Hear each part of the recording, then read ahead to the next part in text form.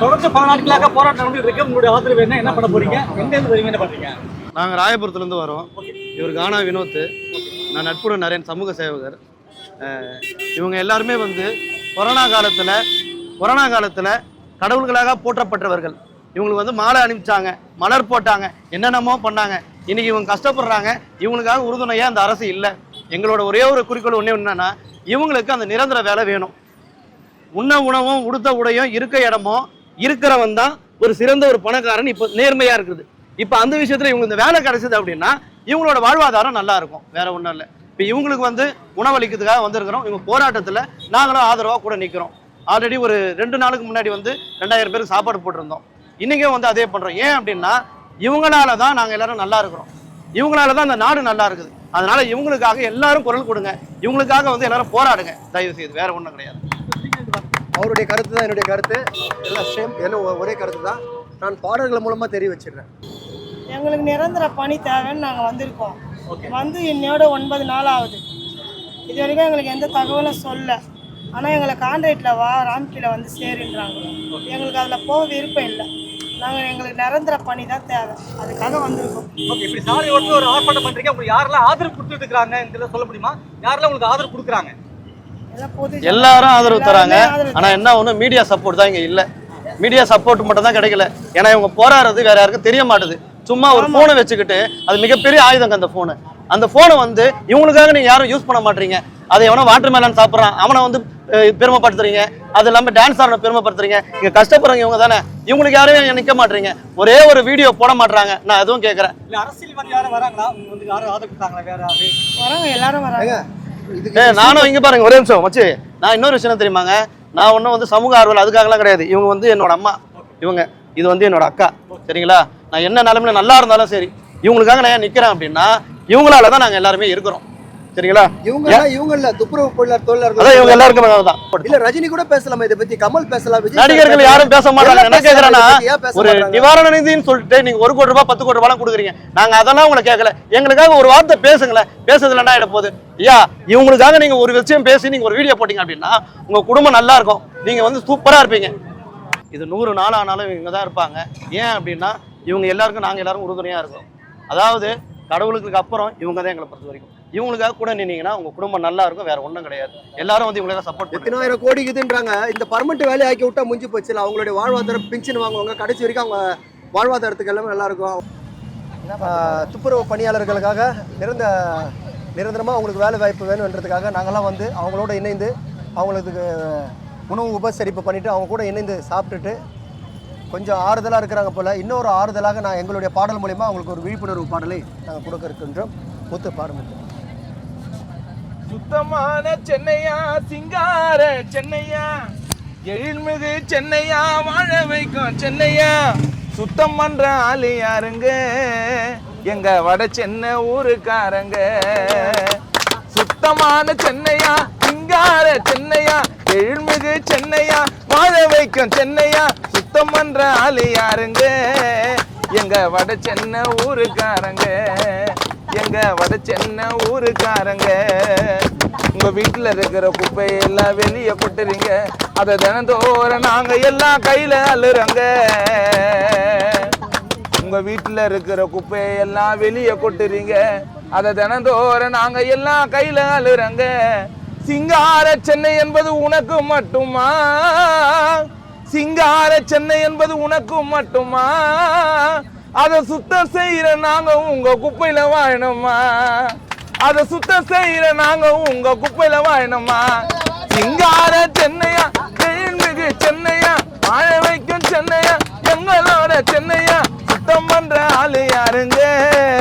எங்க வட சென்னை ஊருக்காரங்க. சென்னையத்தான் குரங்க சுத்தமா, எங்களை பிரைவேட்டுக்கு தத்து கொடுக்க திட்டமா? ஓ, இந்த சென்னையத்தே குரங்க சுத்தமா, எங்களை பிரைவேட்டுக்கு தத்து கொடுக்க திட்டமா? போராட்டம் பண்ணுறோமே நாங்க இங்க சத்தமா, அரசு கண்டுக்காம மாட்டுங்குது சுத்தமா? கொரோனா காலத்திலும் வேலை செஞ்ச கூட்டமாடா, கார்ப்பரேட் நிறுவனத்தில் வேலை செய்ய மாட்டோமோடா. உழைக்கும் மக்களுக்கு நீங்க கொடுக்கும் பரிசு இது, அடித்தட்டு மக்களை தான் அடக்குகின்ற அரசு இது. உரிமை எனக்கு இருக்கு, அதை பறிப்பது தான் இதற்கு. அந்த அரசு கிட்ட செய்யும் தொழில் தானே எனக்கு இருக்கு. இரவு பகலுமே நாங்க கஷ்டப்பட்டு கண்ணீர் விட்டு எவ்வளவோ செய்யறங்க வேலைய. நள்ளிரவிலும் போடும் குப்பைகளை எடுத்து போட்டு சுத்தமாக பண்ணி கொடுப்ப சாலைய. துப்புரவு பணி இல்லைன்னா இந்த நாடு முழுக்க நாத்தடிக்கும், குப்பைகளோ குவிந்திருக்கும். துப்புரவு பணி இல்லைனா, துப்புரவு பணி இல்லைனா இந்த நாடு முழுக்க நாத்தடிக்கும், குப்பைகளோ குவிந்திருக்கும். துப்புரவு பணி இல்லைனா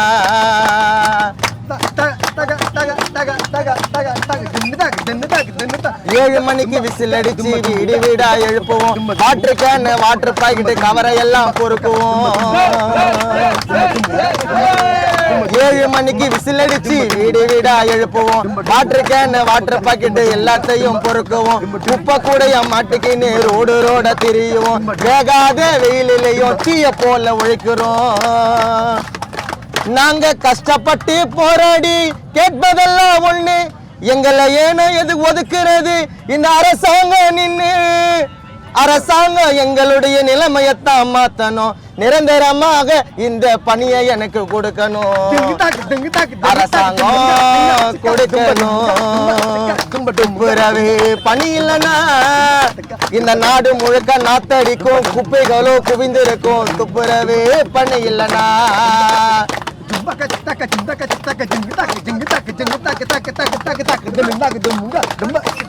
தூய்மையாக இருக்க எங்க துப்புரவு வேலை. காவா அடிச்சுக்கினாலும் கவலைப்படாம விட்டுடுவோம் கால. தூய்மையாக இருக்கும் எங்க துப்புரவு வேலை. ஐயா அடைச்சுக்கினா கவலை இல்லாம விட்டுடுவோம் கால.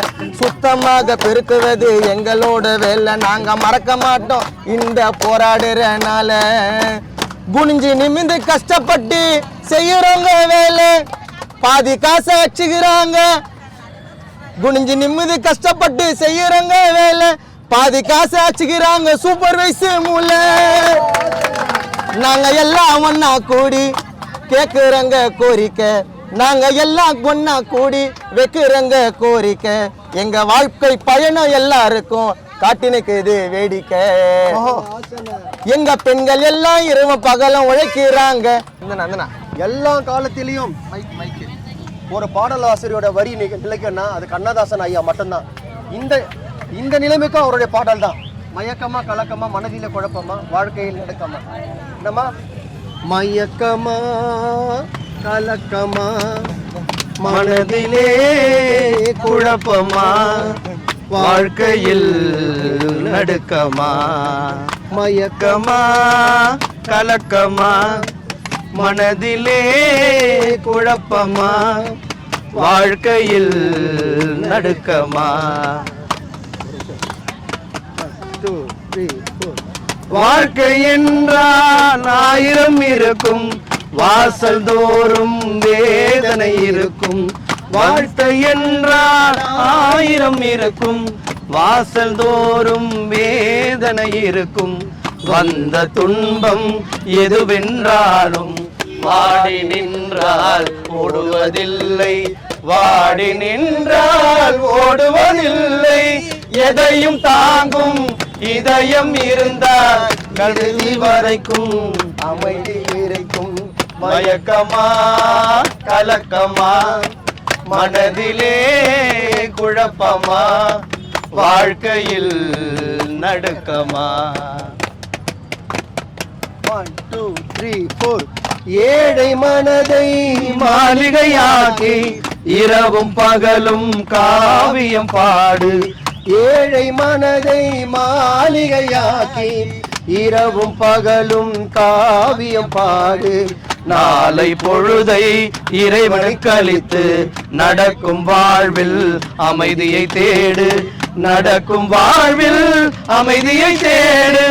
உனக்கும் கீழே உள்ளவர் கோடி நினைத்து பார்த்து நிம்மதி நாடு. மயக்கமா கலக்கமா மனதிலே குழப்பமா வாழ்க்கையில் நடுக்கமா. மயக்கமா கலக்கமா மனதிலே குழப்பமா, வாழ்க்கையில் நடுக்கமா. ஐயா, என் பேர் கௌரி. 77 ஜூஸ் வந்து நாங்கள் பேசுகிறோம். எங்கள் வேலை நாங்கள் செஞ்சுட்டு இந்த வேலை எங்களுக்கு இன்றைக்கி வேலை இல்லாத ஆயிடுச்சு. துப்புர ஐயா அவர்களுக்கு வணக்கம். நாங்கள் 6000 ரூபாயிலேருந்து 7000 ரூபாயிலேருந்து 8000 ரூபாயிலேருந்து அந்த சம்பளத்தை அவர் தான் எழுத்துனார். எங்களுக்கு உயர்த்தி எங்களை வந்து வேலை இல்லாத ஆக்கிட்டார்.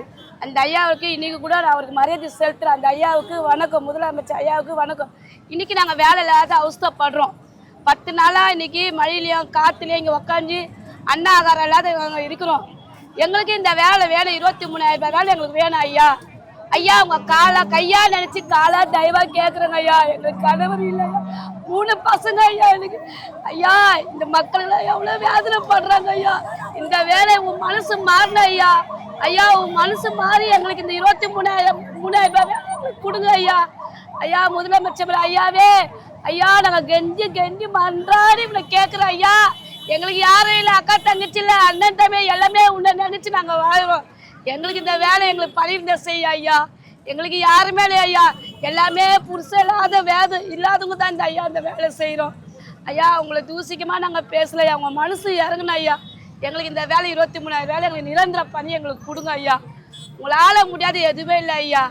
ஐயா, முதலமைச்சர் ஐயாவே, ஐயா, உங்கள் கையை காலாக நினச்சி கேட்குறோம் ஐயா. எங்களுக்கு இந்த வேலை கொடுத்தாதான் ஐயா நாங்கள் சாப்பிட முடியும்.